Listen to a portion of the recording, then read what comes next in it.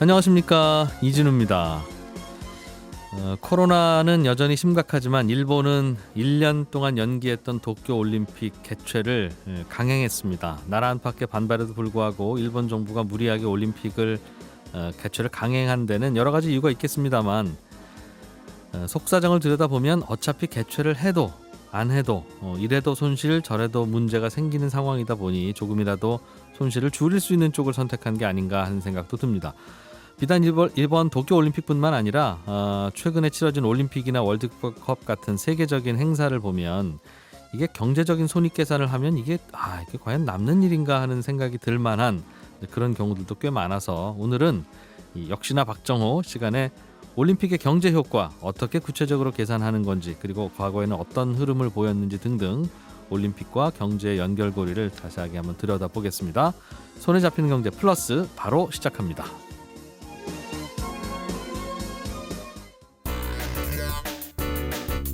오, 오늘 왜 이래요? 네, 오늘은 코스피와 코스닥 모두 0.65%씩 나란히 오르고 있네요. 하루하루가 분위기가 다르긴 합니다만 오늘은 또 어떤 이슈가 시장에 있는지 교보증권의 김형렬 리서치센터장을 전화로 연결합니다. 안녕하십니까? 네, 안녕하세요. 예, 주가는 8월 들어서는 약간 분위기가 좀 좋아진 것 같기도 해요. 그렇습니다. 지난 7월 주식시장이 9개월 만에 월간 수익률 마이너스를 기록하면서 예. 이제 시장 참여자들은 조금 걱정이 컸었거든요. 음, 그동안 쉼없이 달려왔었던 주식시장이 가격 부담, 밸류에이션 저항을 받지 않을까라는 우려 등을 해왔는데 다행히 8월 첫 주부터 시장은 분위기 반전에 나서고 있는 모습입니다. 특히 그 전면에 나서고 있는 것은 삼성전자와 SK하이닉스 반도체 대표 종목이다라고 볼 수가 있는데요. 네. 사실 지난달까지 이 반도체 대표 종목에 대해서는 개인 투자자들의 마음의 짐을 더 무겁게 만들었었던 주식 중에 하나였었습니다. 예. 그런데 8월 장세의 반등의 주인공에 대한 그 배경에 대한 부분에 관심이 커지고 있는데요. 이는 당장 지난 7월 수출에서 7월 수출이 사상 최대 규모에 가까운 결과가 보였고, 네. 또 이 안에 반도체 수출이 월간 110억 불을 넘는 사상 최대 기록을 하게 되면서 3분기 실적에 대한 기대감을 다시금 부활시킨 측면 등이 좀 크다라고 볼 수가 있습니다. 네. 현재 우리 경제와 주식시장에는 공격수 3명이 있는데요. 성장을 말하고 있는 산업들 중에 첫 번째는 반도체, 네. 두 번째는 플랫폼 기업들, 그리고 세 번째가 배터리 관련 기업들입니다. 예. 지난달까지 플랫폼과 배터리 관련 기업들이 시장 수익률을 선방해 주던 상황이었다라면은 이달 들어서는 반도체가 전면에 나서면서 그 선순환에 대한 모습 등을 보여주고 있다라는 거죠. 예. 누구 특출난 공격수가 등장하게 되면 당연히 수비가 따라붙을 수밖에 없지 않습니까? 그 어려움을 돌파하기 위해서는 공격수들 사이에서의 원활한 로테이션이 필요한 것처럼 네. 우리 성장 산업들 사이에서도 나타나는 이런 로테이션이 우리 시장과 8월 장세에 대한 기대감을 갖게끔 만든다라고 볼 수 있을 것 같습니다. 네. 좀 기대를 해볼 만 하겠군요. 소수 의견이긴 합니다만 8월에 한국은행의 금리 인상 가능성도 제기되고 있어요. 네, 그렇습니다. 이거는 실제 가능성은 뭐 어느 정도로 개인적으로 보시는지 하고, 만약 올리면 주식시장에는 어떤 변수가 될지 그것도 궁금한데요. 우선 조금은 뜬금없다라고 볼 수도 있겠지만 갑자기 8월 인상 가능성이 제기된 측면은 너무 수출 실적이 좋았었다라는 점. 예. 그리고 지난번 84 대책이 등장하면서 부동산 시장에 대한 정부 스탠스가 한은의 정책금리 기조에 대한 변화를 조금 앞당기지 않을까라는 부분 등이 네. 소수 의견에서 조금 시장에서는 다뤄졌기 때문인 것 같습니다. 연내에 인상 가능성이 높아졌다는 점은 컨센서스로 이거는 있지만 이렇게 조기 인상에 대한 논의가 나올 만큼 현재 실물 경제에 대한 어떤 회복 정도가 크다라는 것들을 볼 수가 있겠는데요. 하지만 변이 바이러스에 대한 확산 등으로 내수 경기가 극도로 지금 침체되어 있는 상태고, 네. 이런 어려움이 있는 상태에서 단순히 수출이 좋다라는 이유만으로 한은이 금리 인상에 나서는 것은 현실적으로 조금 불가능하다고 볼 수 있을 것 같고요. 만에 하나 그런 현상이 나타나게 된다 하더라도 이는 선제적 조치일 뿐 어떤 정책 기조와 경제를 타이트하게 가져가겠다라는 정책 당국의 입장은 아니기 때문에 네. 시장에 여러 어떤 신용 경색이나 경색된 반응이 나타날 가능성은 극히 낮다라고 보시면 될 것 같습니다. 그것도 시장의 큰 변수는 아닐 것 같다. 네, 그렇습니다. 그러면 8월 이후 시장에서는 뭐가 제일 좀 찜찜하거나 걱정되세요? 우선 최근에 나오는 여러 중국의 정책 불확실성과 관련된 반응 등이 조금 중요한 변수가 되는 것 같고요. 예. 또 이달 들어서도 미국의 장기 채권 수익률이 크게 지금 떨어지고 있습니다. 네. 지난밤 같은 경우도 1.17%까지 지금 낮아지면서 장기 수익률이 크게 떨어지고 있는 현상 등이 나타나는데요.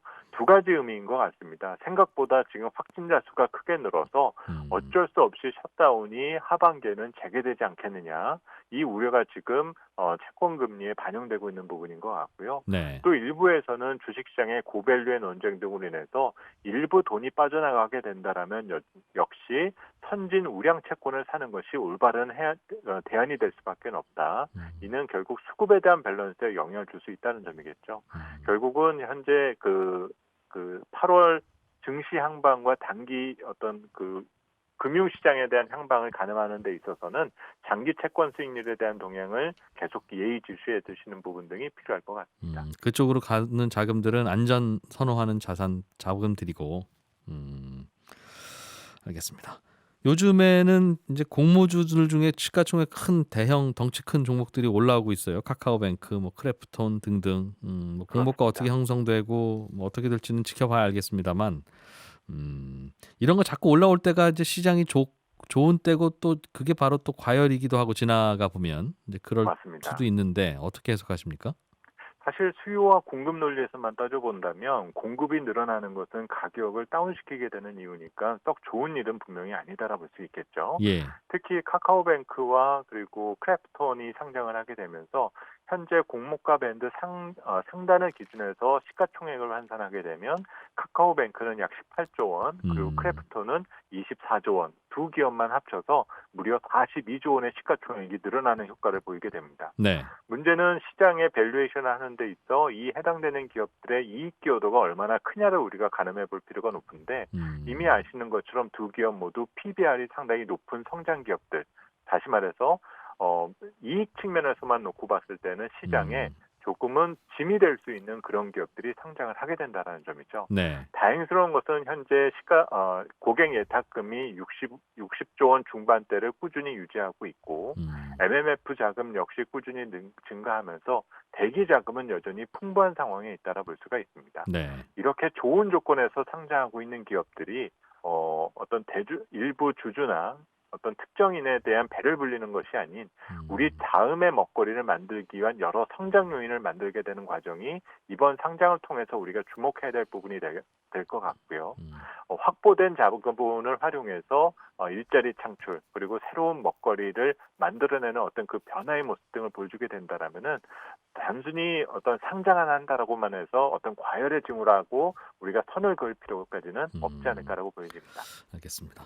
요즘 센터장님께 저 주식 어떻게 해야 됩니까? 뭐 물어보는 분들이 꽤 있을 텐데 네네네. 안 사고 있는데 지금이라도 좀 살까요? 분위기 좀 괜찮아지는 것 같은데 이런 질문도 있고 네네. 좀 고점에서 사서 좀 그 손해를 보고 있는데 조금 반등했으니까 정리 좀 할까요? 이런 질문일 수도 있는데 네네. 보통 뭐라고 조언하십니까?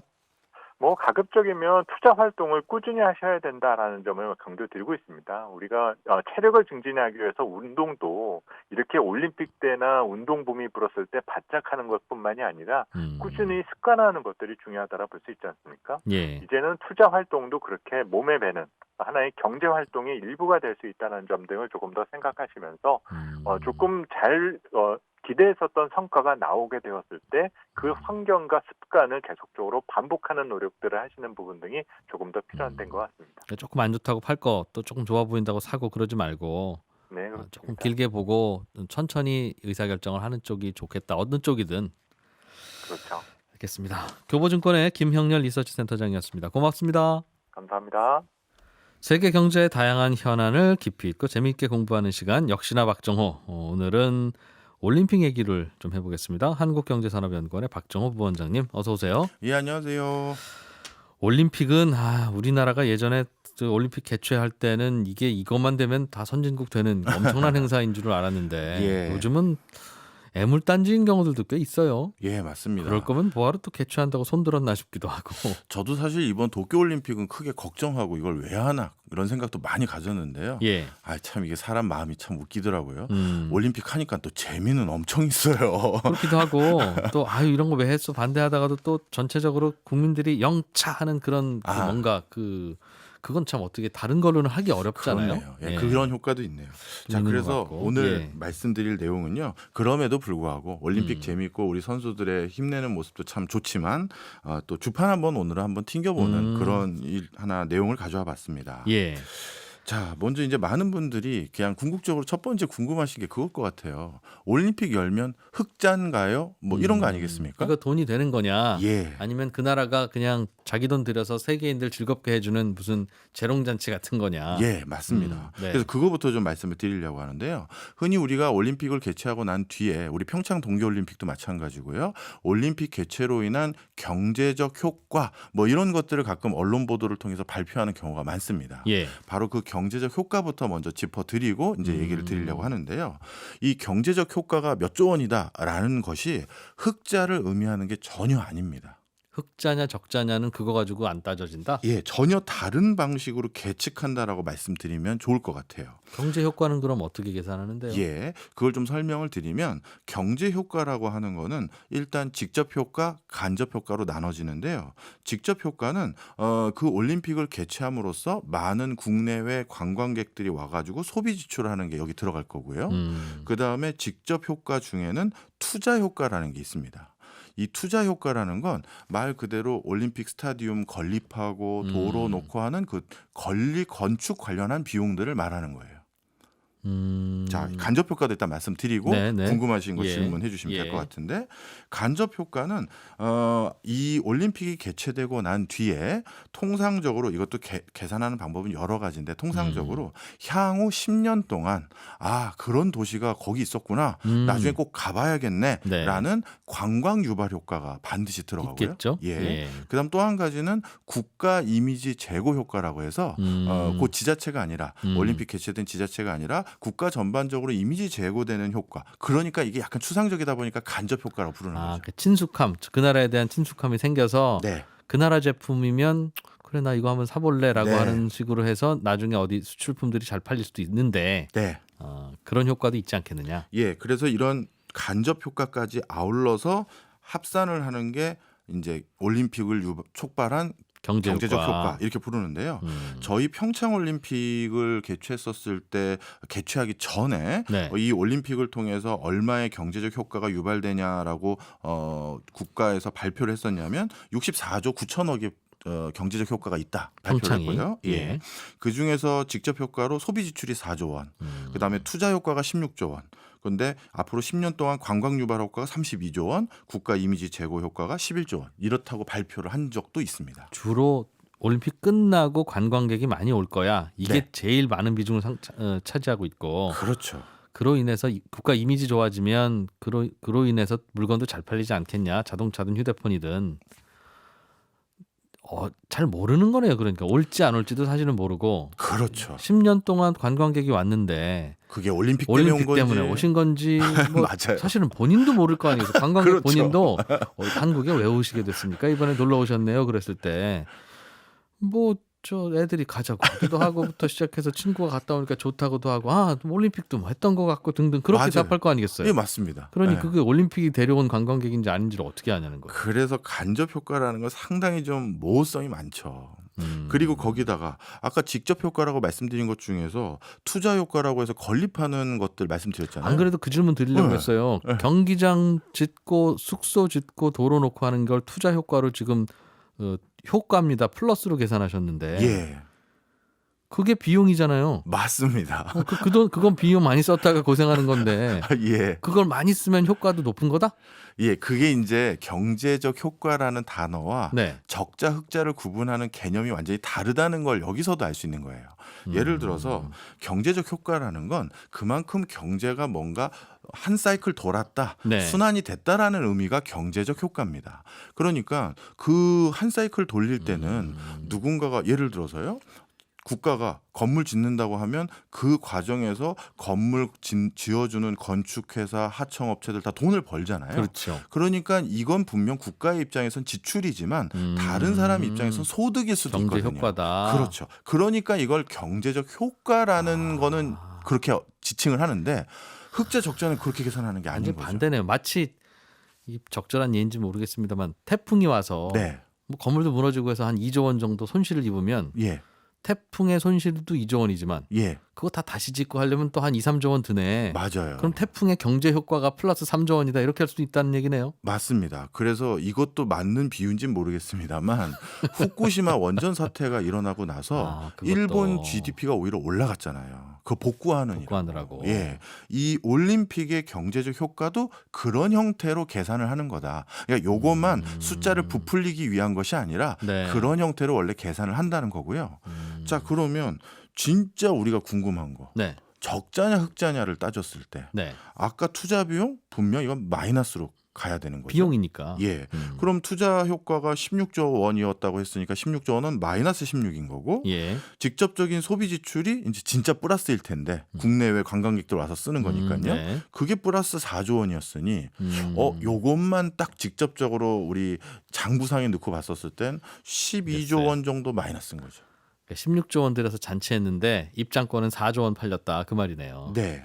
근데 이제 나중에 또 오시겠지 이제 하는 걸로 이제 뭔가 계산은 다시 해야 되지만 네. 웬만하면 적자겠군요. 올림픽 같은 거 하면. 맞습니다. 그래서 올림픽은 실질적으로 아주 정밀하게 우리 회사를 경영하는 형태로 잣대를 들이대면 다 적자였어요. 네. 근데 여기서 이제 많은 분들이 올림픽과 관련돼서 많은 어떤 지자체 또는 많은 다른 나라의 발표들도 보면 이번 올림픽이 크게 성공했다. 뭐 흑자 올림픽이다. 뭐 이런 식으로 경제적 효과를 분석해서 발표한 것들을 많이 봤는데 네. 그건 우리가 어떻게 받아들여야 되나요?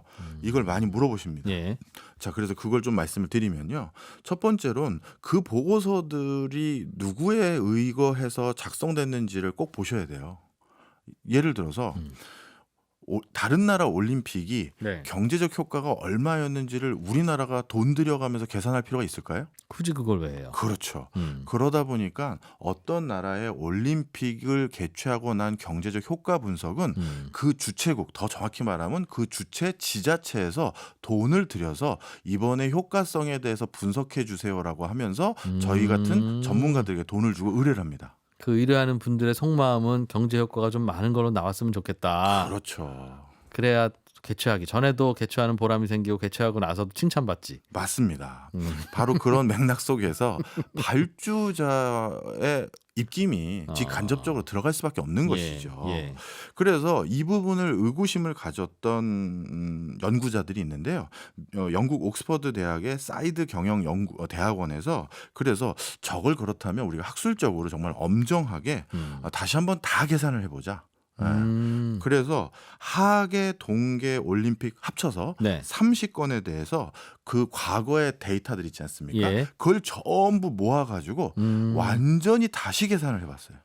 계산하는 주체와 목적이 달라진 거네요. 그렇죠. 네. 과거에는 무슨 홍보성 내지는 맞습니다. 이번에는 엄정함 이게 목표인 거죠. 예. 자, 그랬더니만 흔히 말해서 아까 경제 효과 말고요. 적자 흑자를 바탕으로 계산을 해보면 네. 흑자를 낸 곳은 한 건도 없습니다. 그렇겠죠. 그렇겠죠. 그리고 더 놀라운 것은 네. 그 올림픽 개최한 지자체가 당초 우리는 비용을 이렇게 쓸 겁니다라고 사전에 예고했던 거 있잖아요. 예. 개최가 끝나고 났더니 그 비용 자체가 모든 조사 대상이 거의 다 초과했고요. 절반 이상은 100% 이상을 초과한. 2배 더 썼다. 예, 그런 걸로 조사가 됐습니다. 이 연구 보고서에는 이 현상도 왜 이럴 수밖에 없는지를 언급을 했는데요. 네.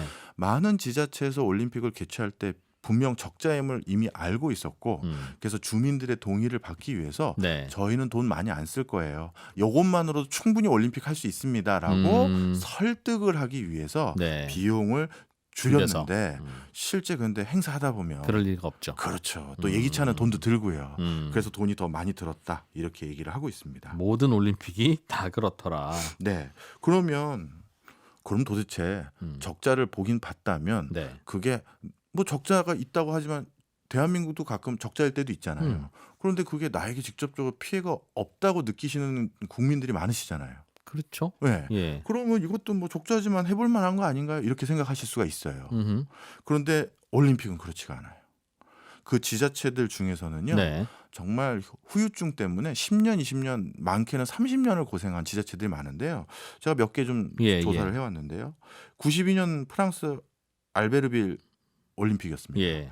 이때 이 올림픽 알베르빌이 그렇게 뭐 큰 지자체가 아니거든요. 음. 이 지자체에서 이걸 개최하고 난 뒤에 향후 20년 동안 주민들이 주민세를 네. 40% 가까이 인상해야 되는 걸로 결론이 나서 92년도니까 지금까지도 주민세가 40% 인상된 형태로 계속 납부하고 있어요. 비싸게 네. 그 돈 쥐었으면 그걸로 뭐 벤치도 놓고 도서관도 만들고 놀이공원도 만들고 지자체 돈으로 할 수 있었던 돈이 네.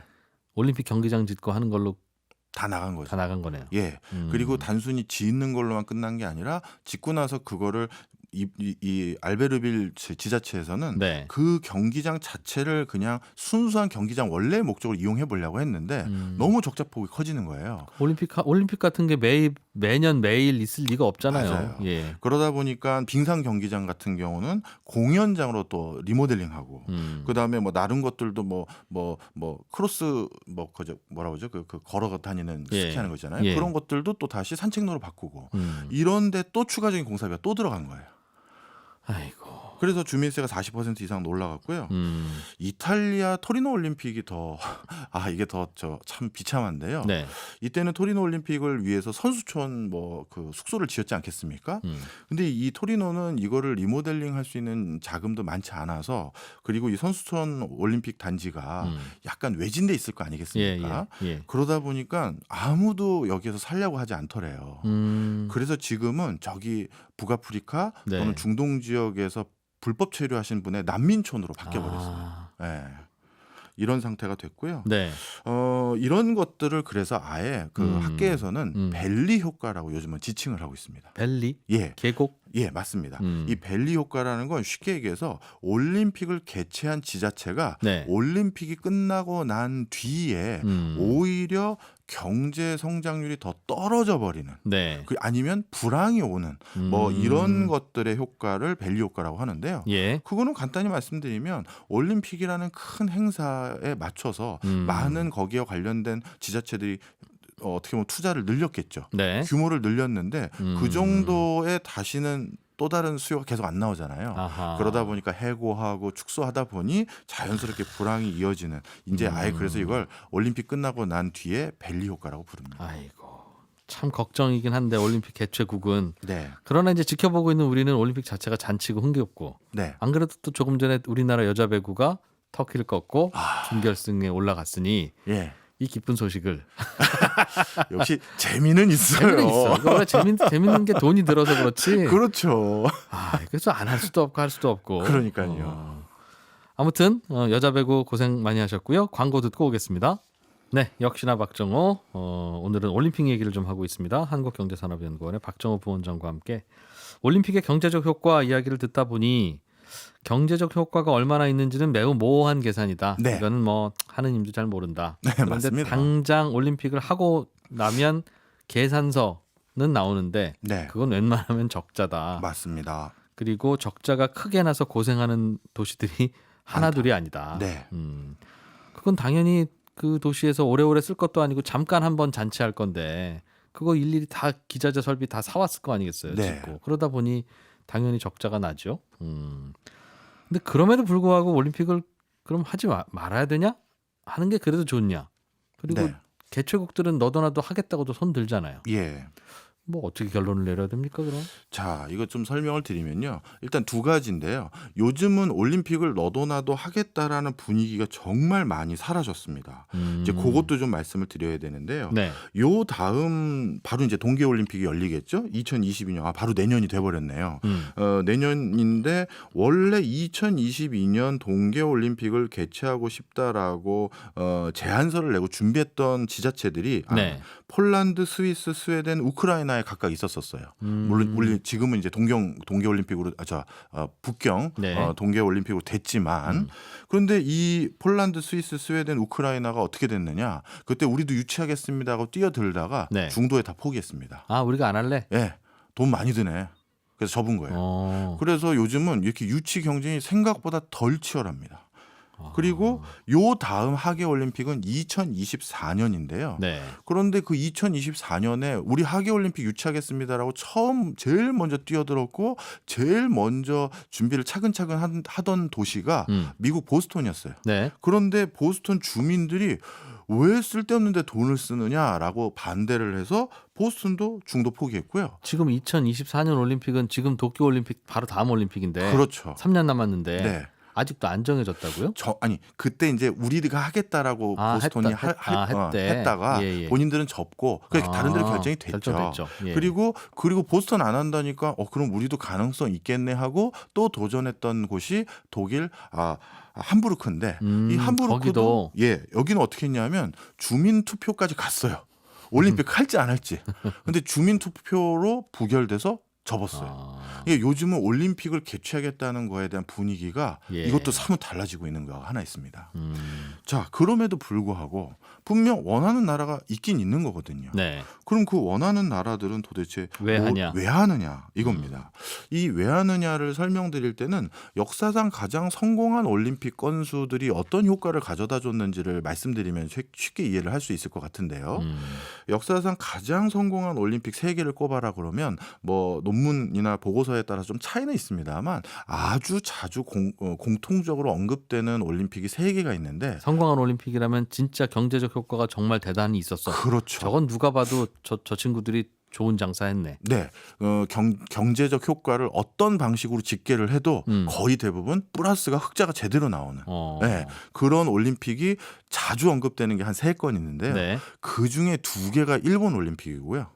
64년도로 기억하는데 일본의 동경올림픽 하나 있었죠. 그리고 바로 얼마 전에 했던 그 삿포로의 동계올림픽이 있었어요. 예. 그 2개가 가장 성공한 올림픽으로 꼽히는 요소로 잡히고요. 그건 올림픽 하고 나서 관광객도 많이 갔고. 그렇죠. 이런저런 기업 국가 이미지 제고 효과도 진짜 높았다. 예, 맞습니다. 그리고 또 한 가지가 우리의 88 서울 올림픽입니다. 근데 요 3가지 공통점이 있어요. 뭐예요? 자, 좀 설명드리면요. 성공한 올림픽에. 예. 일단 64년도 동경올림픽 같은 경우는 일본이라는 국가 이미지를 한 번에 바꿨던 가장 계기가 큰 대회였어요. 그 전까지만 하더라도 2차 세계대전의 전범 국가, 국수주의 국가, 뭐 패전 국가, 뭐 이런 인식들이 많았고 부정적인 인식이 많았는데 그리고 일본 하면 일본의 전통적인 모습들이 있죠. 네. 뭐 그런 것들로만 많은 사람들이 일본을 인식해 왔습니다. 그리고 영화에서 나오는 전쟁 영화에서 나오는 일본의 모습들이 또 그런 모습이니까요. 네. 그런데 일본이 64년도 동계올림픽을 열면서 변화된 현대화된 그리고 자유로운 역동적인 일본 분위기를 완전히 보여줬었고요. 그다음에 그때부터가 본격적으로 전 세계의 올림픽을 생중계한 올림픽이었어요. 위성으로 동시에 쏴서 유럽과 미국에서 동시에 본 거죠. 네. 그리고 그런 통신 장비라든가 카메라 전자 장비는 역시 또 일본산이 많이 또 보급되는 계기가 됐었고요. 네. 바로 그래서 일본의 기술력과 일본의 변화단 모던한 모습들을 보여줄 수 있는 계기가 됐고 일본은 더 이상 전범 국가가 아니야. 좋은 제품, 역동적이고 경제가 활기찬 저런 나라 그리고 이국적인 모습을 담고 있는 관광 가고 싶은 나라 이렇게 바뀌어버린 거죠. 그 뒤부터 정말 일본에 대한 국가 이미지는 크게 바뀌었다라는 게 많은 전문가들의 의견이고요. 그러니까 국가 이미지를 좀 홍보해야 될 나라. 그렇죠. 에게는 아주 절호의 찬스네요. 최고의 기회입니다. 다른 대안은 없네요, 사실은. 또 하나가 바로 일본의 동계올림픽에서 일본이 또 재미를 본 건데요. 그건 언제였죠? 그거는 저도 정확한 연도가 최근에 헷갈리네요. 일이잖아요. 최근입니다. 삿포로 동계올림픽이니까 얼마 안 됐었죠. 생각해보니까. 그때쯤 되면 일본은 다 이제 괜찮고 잘 사는 나라인데 맞습니다. 뭘 더 홍보할 게 있어요? 바로 지역 활성화로 올림픽이 대안이 될 수 있구나를 보여준 거예요. 원래 삿포로는 우리 한국인을 비롯해서 많은 사람들이 일본 관광지를 꼽았던 곳은 아니었어요. 예. 근데 이 삿포로에서 동계올림픽이 열고 나서 삿포로 그러면 눈의 도시, 눈 축제, 삿포로는 꼭 가고 싶은 곳 이런 이미지가 생겨버린 거죠. 역시 유명하지 않던 그렇죠. 곳은 예. 그래서 그 삿포로 동계올림픽을 통해서 삿포로를 가난한 지자체 마을, 산업 기반이 없는 마을을 네. 관광으로 바꾸는데 일본이 확실하게 또 효과를 본 거예요. 네. 그러니 일본은 국가적 여러 당면 과제가 있을 때 국가 이미지 제고해야겠네. 지자체 좀 거기도 지역 그 소멸이 아주 심화됐었잖아요. 예. 이런 것들에 대한 대안을 찾아야겠네 했을 때마다 올림픽이 큰 전환점이 됐었거든요. 그래서 요번 동경 올림픽도 원래 일본은 우리 흔히 말하는 4차 산업혁명 있지 않습니까? 뭐 자율주행 자동차, 인공지능, 빅데이터, IoT 뭐 이런 것들요. 이런 분야에서도 역시 일본이구나. 이 타이틀을 가지고 오고 싶어서 이번에 그 느낌을 세계에 알려주고 싶어서 알리고 싶어가지고요. 사실 이번 올림픽을 저는 준비 내용을 사전에 네. 일본에서 제시했던 내용을 봤었을 때는 야 이거 기술 올림픽이네. 이렇게 표현을 할 정도로 저는 그렇게 생각했었어요. 네. 일단 첫 번째로는 그 일단 올림픽 메인 스타디움 근처를요 무인 택시가 돌아요? 예, 돌면서 관람객들하고 선수들을 그냥 실어 나르겠다고 했어요. 굳이 택시로 해도 되는 걸 그렇죠. 알리려고. 무인 택시로 알리려고. 자랑하려고. 예, 그리고 원래 우리 올림픽 하면 자원봉사자 많이 모았잖아요. 네. 그 자원봉사자 많이 모은 그거를 안 하고 네. 어떻게 했느냐? 티켓을 사서 키오스크 같은 데 딱 찍으면 아니면 안면 인식을 해가지고요. 네. 내 좌석을 저절로 알려주는 거예요. 그러니까 모든 최첨단의 기술로 이 올림픽을 준비하고 있었어요. 우와 신기하다 하는 느낌이 그렇죠. 드는 건 돈 들어도 계속 설치했다는 거죠. 예. 그리고 불꽃쇼가 마지막 폐막식이 항상 볼만한 거지 않습니까? 네. 그런데 불꽃쇼는 항상 밑에서 땅에서 불꽃을 쌓아 올려서 막 팍팍팍 튀는 네, 건데 예. 이번에는 제가 그걸 정확히 결국은 안 하기로 다 취소됐어요. 다 취소됐지만 원래 계획은 네. 드론이나 위성 저 위에서 아. 공중에서 불꽃을 밑으로 내려가지고 거기서 뭔가 우주쇼를 하겠다고 했었거든요. 네. 그러니까 우주산업, 뭐 인공지능, 자율주행 이 모든 것들에서도 야 여기에서도 앞으로 일본을 기대해야 되는구나. 이거를 보여주고 싶었던 게 일본의 마음이었는데 네. 하나도 못하게 돼버렸어요. 테크놀로지 재팬의 이미지를 좀 키워보려고 했는데. 네, 네. 야, 그러고 보니까 올림픽은 그러면 이미 관광객이 많고 이미 기업 이미지 좋은 나라 입장에서는 별로 할 거 없고 네. 드라마틱하게 뭔가 좀 바꾸고 싶거나 바뀌기만 하면 뭔가 크게 달라지는 저평가된 나라들이 좀 하는 게 필요하네요. 맞습니다. 사실 그런 차원에서도 우리 그 한국 서울의 88 올림픽 같은 경우도요. 네. 이게 역대 제일 잘된 올림픽일 수밖에 없었던 이유가 바로 거기 있습니다. 우리가 별로 저평가되어 있거나 별로였던 나라로 인식되던 그런 상황이어서. 예, 맞습니다. 사실 88 올림픽 이전의 개최지를 저희가 좀 살펴보면요. 88 올림픽 이전에는 우리 한국보다 국민 소득이 더 낮았던 국가가 개최한 적이 한 번도 없어요. 그럼 88 올림픽 당시에는 지금까지 역사상 최빈국이 올림픽을 개최한 거예요? 예, 맞습니다. 그때 88 올림픽 때 하계 올림픽 경쟁 유치국이 네. 어디였었냐면 마침 또 일본 나고야에서 예. 또 88 올림픽을 개최하겠다. 하려고. 이제 또 저희랑 맞불이 붙었죠. 근데 일본의 슬로건이 뭐였냐면 올림픽 유치하기 위해서 우리 일본에 비해 국민 소득이 10분의 1밖에 안 되는 국가가 어떻게 저 큰 돈이 있어서 저런 행사를 하겠니? 올림픽 망치려고 작정했냐? 올림픽 망친다. 저긴 안 된다. 이렇게 얘기를 했던 적이 있습니다. 예. 그런데 그 과정에서 우리가 결국 유치를 했죠.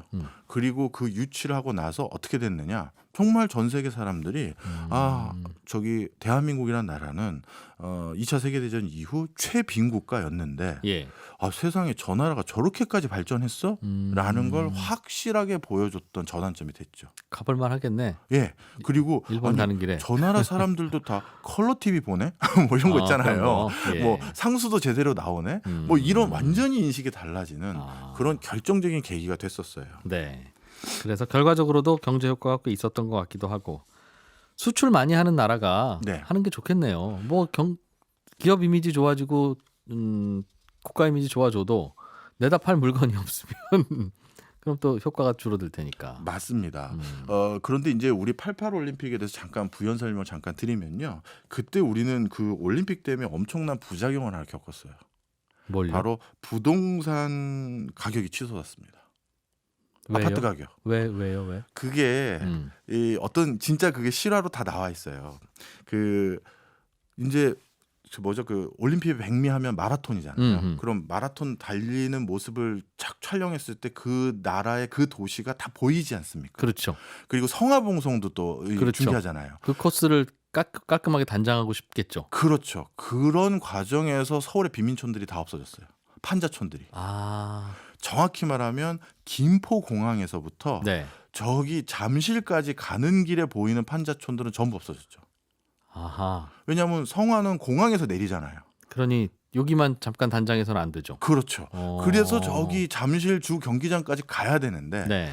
뭐 그 사당동에도 옛날에 판자촌이 아, 있었고 다 있었죠. 다 있었잖아요. 예. 그 다 야 저거 헐어, 야 저거 다 밀어 이렇게 된 거예요. 아, 그러고 말하면 본의 아니게 도시가 개발됐구나. 개발이 돼 버렸죠. 민 김에 거기에 아파트 좋은 거 지어 이렇게. 좋은 거 지은 거고요. 아. 그리고 또 지하철이 그 전까지만 해도 노선이 하나밖에 없었어요. 네. 그런데 지하철이 4, 5선까지 개통된 게 그때쯤이에요.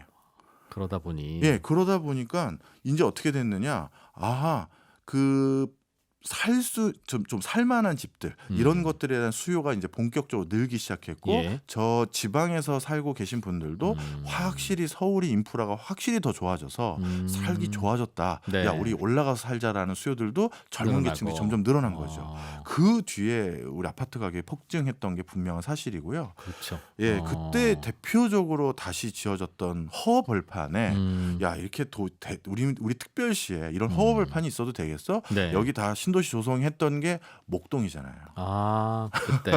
예. 예, 그런 웃지 못할 일이 있습니다. 아이고. 우리 PD님이 삿포로가 뭐냐고 자꾸 물어보시는데 일본 나고야에서 동계올림픽 개최했는데 몇 개 경기장을 삿포로에서 했거든요. 아하. 아, 그거 얘기를 해드린 거예요. 정정 한번 해드립니다. 네. 혹시나 또 오해 사실까봐. 한국경제산업연구원의 박정호 부원장과 함께했습니다. 고맙습니다. 감사합니다. 네, 손에 잡히는 경제 플러스 여기서 마무리하고 이제 점심 식사하러 가시겠습니다. 저는 내일 아침 8시 30분에 다시 와서 인사드릴게요. 이진우였습니다. 고맙습니다.